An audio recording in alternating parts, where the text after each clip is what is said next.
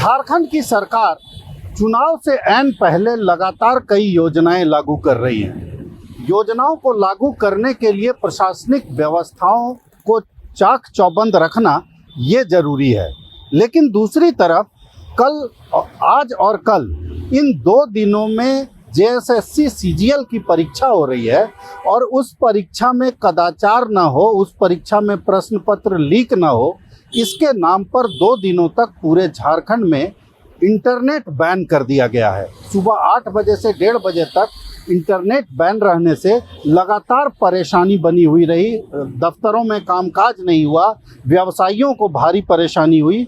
अब विपक्ष इस पर सवाल उठा रहा है, सरकार से कई सवाल कर रहा है। हमारे साथ बीजेपी के प्रदेश प्रवक्ता प्रदीप जी हैं। प्रदीप जी, क्या कह रहा है विपक्ष, क्या कहना है विपक्ष का? देखिए, सरकार तो इस बात को मानने को ही तैयार नहीं है कि इंटरनेट को बंद किए जाने से किसी वर्ग को परेशानी हुई है, जबकि आज इंटरनेट के माध्यम से बैंकिंग सर्विसेज हो, इंश्योरेंस सेक्टर हो, एविएशन सेक्टर हो, व्यापारी वर्ग जो हो, वो सभी इंटरनेट के माध्यम से जुड़े रहते हैं देश विदेश के लोगों के साथ।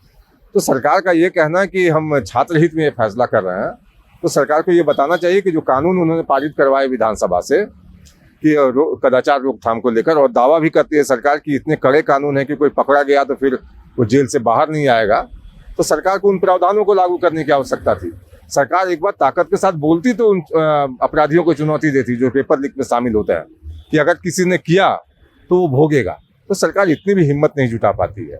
अब जो माहौल है, परेशानी तो बहुत हुई है, हम लोग भी अपना कामकाज नहीं कर पा रहे हैं। तो ऐसे हालात में अब विपक्ष, चूँकि ये तो सवाल उठता ही है, जो बात मैं भी कह रहा था कि जितनी योजनाएं चल रही है सब तो प्रशासनिक व्यवस्था पर है, और ये भी जो इंटरनेट या परीक्षा कदाचार मुक्त होना, ये तो प्रशासनिक व्यवस्था का मामला था।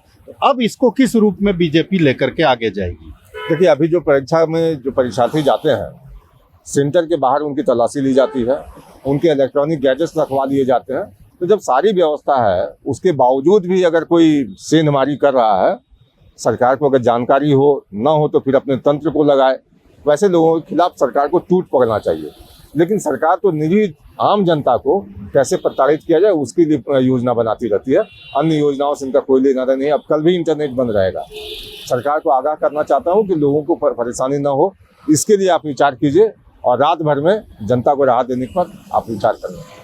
तो विपक्ष का विरोध है, बिल्कुल आम लोग भी परेशान हैं, और सबसे बड़ी बात इस पूरे मामले में ये है कि कहीं भी कोई परीक्षा होती है तो परीक्षा को कदाचार मुक्त कराना, क्वेश्चन पेपर लीक ना हो, इसकी व्यवस्था करना सरकार के प्रशासनिक तंत्र की जिम्मेदारी होती है।